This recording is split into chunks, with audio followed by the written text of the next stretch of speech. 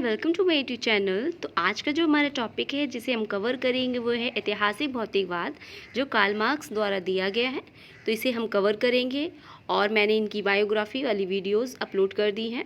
तो यदि आपको इनकी बायोग्राफी बुक्स दास कैपिटल और भी कई सारी बुक्स इन्होंने लिखी हैं और उनके उस बुक्स में इन्होंने क्या क्या लिखा है, क्या बताया है, तो मैंने वो अच्छे से समझाया है। तो आप उसे विजिट कर सकते हैं यदि देखना है। और कुछ कॉन्सेप्ट और थ्योरीज रह गई थी उसमें, तो काफ़ी लंबी वीडियो हो जाती है, इसलिए मैंने उसे अब इस वीडियो में बताऊंगी और जो भी रह गई हैं मैं वन बाय वन उन्हें कवर करूंगी। ठीक है। और आप यदि सोशोलॉजी या एनटीए नेट की या पीजीटी की या जीआईसी लेक्चरर की सब्जेक्ट यदि आपका सोशोलॉजी है तो आप प्रिपरेशन कर सकते हैं। मैं सीरीज़ वगैरह भी चला रही हूँ वीडियो के थ्रू। तो सीरीज़ चल रही है सोशोलॉजी की, तो एमसीक्यूज उसमें हम सॉल्व कर रहे हैं, तो आप उसे भी जुड़ सकते हैं उससे और प्रिपरेशन कर सकते हैं। चलिए, तो आज का हमारा जो कॉन्सेप्ट है ऐतिहासिक भौतिकवाद, तो इसे देखते हैं। तो इसमें जो मैंने बताया लिखा हुआ है, तो इसमें जो मैंने मेन पॉइंट लिखे हैं, बाकी मैं डिटेल में आपको समझाऊंगी। तो आप ध्यान से लेक्चर को सुनिएगा तो काफ़ी अच्छे से आपको ये कॉन्सेप्ट समझ में आ जाएगा। और बहुत इजी कॉन्सेप्ट है, बस ये है कि आप बहुत केयरफुली इसको सुनिए।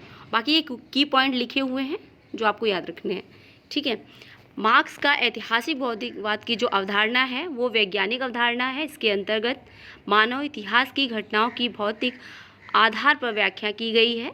इस अवधारणा के संदर्भ में मार्क्स की प्रशंसा करते हुए एक वैज्ञानिक जिसका नाम है स्टेपानोवा ने लिखा है कि मानव की इस महान खोज ने विश्व के इतिहास में संपूर्ण दृष्टिकोण में एक नया मोड़ तथा वास्तविक क्रांति उत्पन्न कर उसे एक विज्ञान के रूप में बदल दिया है।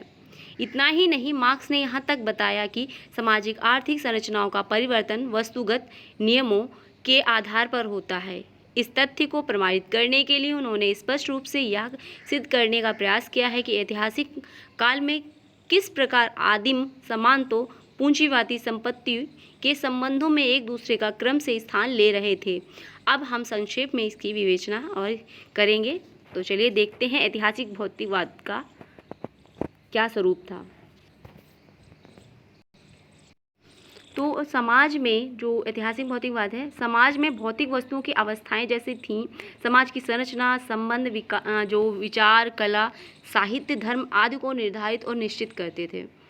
अपने मत के प्रतिपादन में उन्होंने यह स्वीकार किया कि जो परंपराएं जो भौगोलिक होती हैं, भौगोलिक, पर्यावरण या जनसंख्यात्मक कारकों का सामाजिक जीवन और उनके विकास पर पर्याप्त प्रभाव पड़ता है, परंतु वे भौगोलिक पर्यावरण के प्रभाव पर सब कुछ या निर्णायक नहीं करते। कि इतिहास इस बात का साक्षी है कि भौगोलिक पर्यावरण के जो परिवर्तन होते हैं एवं विकास की तुलना में सामाजिक परिवर्तन विकास अधिक तीव्रता से होता है। उदाहरण देते हुए कहते हैं कि जो यूरोप में पिछले 3-4 हजार वर्षों से अधिक सामाजिक आर्थिक व्यवस्थाएं विकसित एवं समाप्त हुई हैं, किंतु वहां के भौगोलिक पर्यावरण में कोई अंतर नहीं आया है। इस प्रकार ऐतिहासिक भौतिकवाद जनसंख्या के निर्णायक प्रभाव पर भी विश्वास नहीं करता। यदि जनसंख्या की संरचना या कृति ही सामाजिक परिवर्तन का निर्णायक होती तो सभी अधिक जनसंख्या वाले समाज या देश में सबसे उच्च कोटि की सामाजिक व्यवस्था वाले समाज या देश होते, परंतु ऐतिहासिक तथ्य इस बात की पुष्टि नहीं करते। उदाहरण के लिए, अधिक जनसंख्या वाले देश चीन में सामाजिक व्यवस्था का क्रम कम जनसंख्या वाले देश अमेरिका से भी अधिक पीछे है। और ये अवधारणा देते हैं उत्पादन प्रणाली की, तो अब वो देख लेते हैं। ऐतिहासिक भौतिकवाद का तात्पर्य उन विचार, मत या सिद्धांतों से है जिसके अनुसार इतिहास का निर्माण अथवा सामाजिक व्यवस्थाओं में परिवर्तन और विकास भौतिक आवश्यकताओं जैसे रोटी, कपड़ा, मकान की पूर्ति के लिए विकसित उत्पादन प्रणाली के आधार पर होता है। दूसरे शब्दों में कहें तो ऐतिहासिक घटनाओं का निर्माण जो निर्धारण होता है वो भौतिक मूल्य को प्राप्त करने वाली उत्पादन प्रणाली पर आधारित होता है। इस प्रकार स्पष्ट है कि मार्क्स के ऐतिहासिक भौतिकवाद का प्रमुख केंद्र जो है वो है आर्थिक निर्धारणवाद। यह आर्थिक निर्धारणवाद स्पष्ट रूप से उत्पादन प्रणाली से संबंधित है। यह उत्पादन प्रणाली विशिष्ट उत्पादन संबंधों को जन्म देती है जिसके आधार पर संपूर्ण सामाजिक संगठन, व्यवस्था और ऐतिहासिक तथ्य विकसित होते हैं, और इस प्रकार यह उत्पादन प्रणाली सामाजिक जीवन के विभिन्न मतों में परिवर्तन उत्पन्न करती है। यह प्रश्न उठता है कि उत्पादन प्रणाली क्या है, तो उसे भी हम देख लेते हैं उत्पादन प्रणाली क्या है। तो संक्षेप में समझेंगे तो उत्पादन प्रणाली वो होती है जिसमें भौतिक वस्तुओं या मूल्यों के उत्पादन हेतु मनुष्य ने अपनी बुद्धि के द्वारा विभिन्न उपकरण, साधनों और तरीकों आदि का विकास किया है। उन्हीं के स्वरूप को उत्पादन प्रणाली कहते हैं। उत्पादन प्रणाली में दो पक्ष आते हैं। प्रथम होता है उत्पादन शक्ति, दूसरा होता है उत्पादन संबंध। उत्पादन शक्ति के अंतर्गत 3 तत्व का समावेश होता है: मनुष्य उत्पादन का अनुभव और श्रम कौशल। और उत्पादन संबंध में उत्पादन करने में काम करने वाले व्यक्तियों के बीच आपसी जो संबंध होते हैं उसके, और इसके बिना तो जो उत्पादन है संभव ही नहीं है। कार्ल मार्क्स जी कहते हैं कि यदि संबंध नहीं होंगे तो ये जो उत्पादन प्रणाली है संभव ही नहीं है। व्यक्तियों का एक दूसरे के प्रति क्रियाशील तथा कार्यों का आदान प्रदान करना उत्पादन संबंधों का निर्माण करता है। इस संदर्भ में कार्ल मार्क्स जी कहते हैं कि उत्पादन में मानव केवल प्रकृति के साथ ही नहीं अपितु एक दूसरे के साथ भी क्रियाशील होता है, किसी न किसी प्रकार से सहयोग करते हुए अपने कार्य को आसपास के जो भी वातावरण होते हैं उसमें आपस में आदान प्रदान करते हुए वस्तुओं का अपना जीवन यापन करते हैं। उत्पादन करने के लिए उन्हें एक दूसरे से मिलने और एक दूसरे से निश्चित संबंधों को बनाना पड़ता है।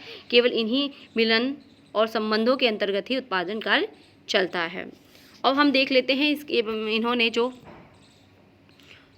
और इसके बिना जो है हमारी जो प्रणाली है चलना असंभव होती है। यदि ऐसा नहीं होगा तो ये जो हमारी जीवन प्रणाली में जो सिस्टम चल रहा है उसमें असंभव है। अब देख लेते हैं उत्पादन प्रणाली के जो उन्होंने 2 तत्व, जो 2 प्रणाली के पक्ष बताए हैं। एक है हमारा उत्पादन शक्ति, दूसरा है उत्पादन संबंध। और शक्ति में मनुष्य को बताया है, अनुभव को बताया है, श्रम कौशल को बताया है। और उत्पादन संबंध में क्रियाशीलता और कार्यों का आदान प्रदान। ठीक है, आगे देख लेते हैं।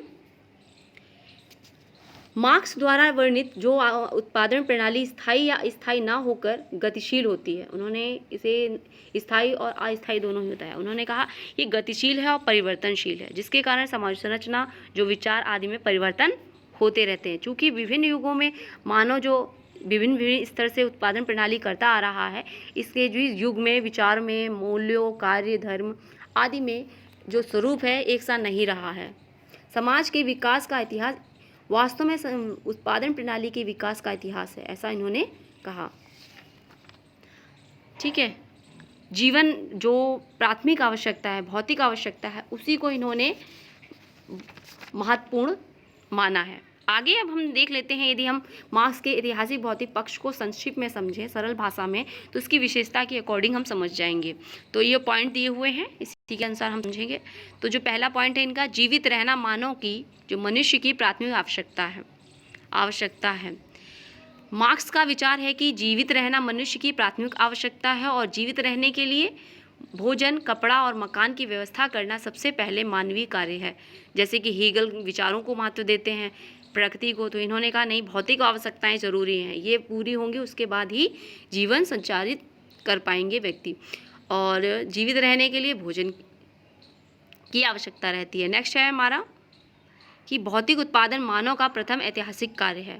भौतिक उत्पादन से जो ज़रूरी, जो हमारे नीडेड होती हैं, जैसे रोटी, कपड़ा, मकान, ये हमारी ज़रूरतें हैं, इनका उत्पादन करना ज़रूरी है।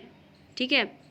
ऐतिहासिक विकास का तात्पर्य इनका ये है कि मनुष्य में जो भौतिक उत्पादन से भोजन, वस्त्र इत्यादि और मानवीय उत्पादन जैसे संतान प्राप्ति का विकास होना इस पीढ़ी के लिए, और मतलब जो भी चीज़ें घट रही हैं या घटती हैं उसके आधार पर ये सब चीज़ें ज़रूरी होती हैं। ऐतिहासिक आधार पर उत्पादन की प्रणाली विशेष उत्पादन संबंधों को जन्म देती है। मार्क्स के अनुसार इस संबंध के आधार पर ही संपूर्ण सामाजिक संगठन, व्यवस्था एवं ऐतिहासिक तथ्य विकसित होते हैं। उत्पादन की प्रणाली में ऐतिहासिक परिवर्तन क्या होते हैं?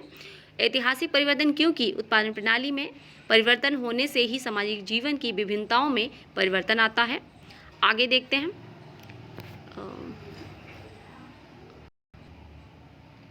विचार, आदर्श, विश्वास और इतिहास की वैज्ञानिक व्याख्या नहीं कर सकता।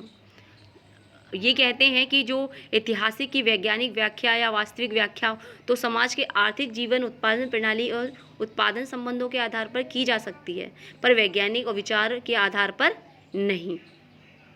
इतिहास कुछ वीर नागरिकों जैसे नेताओं की जीवन गाथा नहीं है, उन्होंने ये भी कॉन्सेप्ट दिया है। तो इसमें ये मानते हैं कि सामान्य जनता के भौतिक जीवन की व्याख्या है ये। वास्तव में यह क्रमिक वर्ग ही है, जो श्रमिक वर्ग है वही है जो कार्य करता है और यही इतिहास का निर्माता है। तो इन्होंने, जो हमारे कार्ल मार्क्स हैं, वो दलितों को, श्रमिक वर्ग को क्या मानते हैं? इतिहास का निर्माता। ठीक है, तो ये भी ये की पॉइंट है जो एग्ज़ाम में पूछे जा सकते हैं। तो ये था हमारा आज का कॉन्सेप्ट, ऐतिहासिक भौतिकवाद। आई होप आपको समझ में आया होगा। नेक्स्ट वीडियो में हम जो ऐतिहासिक युग इन्होंने बताए थे, डिवाइड किए थे, उन्हें हम देखेंगे। जो 5 युगों में इन्होंने डिवाइड किया था, आदिम युग, दास युग, सामंतवादी युग, पूंजीवादी युग, समाजवादी युग, तो इनको हम पूरे डिटेल में देखेंगे और समझेंगे कि इस युग में इन्होंने क्या बताया और क्या चेंजेस हैं। तो वीडियो अच्छी लगी हो तो लाइक करिएगा। नेक्स्ट वीडियो में फिर मिलते हैं। Thanks for watching.